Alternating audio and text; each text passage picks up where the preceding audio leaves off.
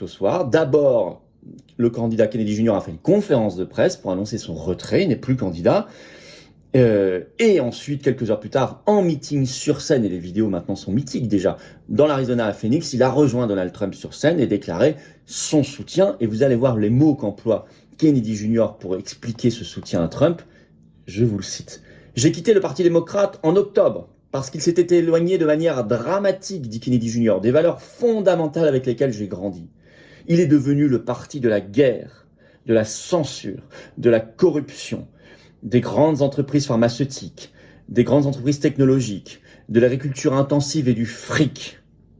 Lorsqu'il a abandonné, ajoute-t-il, la démocratie en annulant les primaires pour dissimuler le déclin cognitif de l'ancien président Biden, du président en fonction Biden, j'ai quitté ce parti pour me présenter en tant qu'indépendant, conclut Kennedy Jr. Il ajoute d'ailleurs dans sa conférence de presse ce 23 août, et ça vous allez comprendre, ça ne fait pas plaisir du tout aux mondialistes, écoutez bien ce que dit Kennedy Jr., l'Ukraine est une victime de cette guerre, une victime de l'Occident.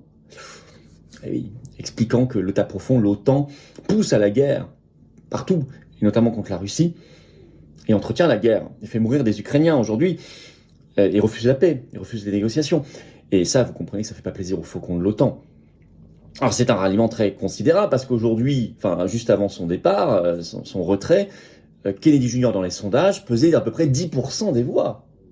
Et c'est très dur d'être candidat indépendant aux États-Unis. Vous n'avez pas les grosses machines, les machines médiatiques, les machines financières, les partis démocrates, partis républicains. 10% pour un indépendant, c'est énorme aux États-Unis. Donc c'est un très gros ralliement à Trump. Et d'ailleurs, c'est analysé comme tel. Fox News, le 21 août, a écrit « Cela pourrait changer la donne », avant même quand c'était encore à l'état de rumeur, et faire basculer l'échelle dans la direction de Donald Trump en novembre. Et vous avez même un sondeur réputé démocrate, qui a été un ancien conseiller de Bill Clinton, qui s'appelle Mark Penn, qui déclare sur cette antenne « Cela pourra faire pencher les choses en faveur de Donald Trump ». Alors c'est par ailleurs, l'arrivée de Kennedy Jr. dans le dispositif Trump, c'est un apport idéologique très considérable et très intéressant. Vous avez vu comment il a justifié les choses, lutte contre la corruption, la guerre, la censure, Big Pharma, le règne du fric, etc. L'État profond. Et ça, c'est très, très, très fort. On voit bien la lutte contre le mondialisme. Ça vous parle, ça nous parle ici en France. On a les mêmes sujets. Et puis, on connaît les combats de Kennedy Jr., par exemple sur les injections.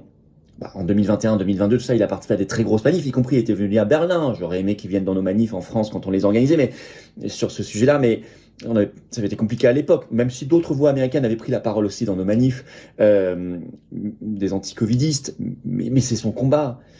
Et donc il va pousser Trump encore plus vers l'anti-covidisme, demain l'anti-variolisme si nécessaire, dans la recherche de la vérité et de la justice.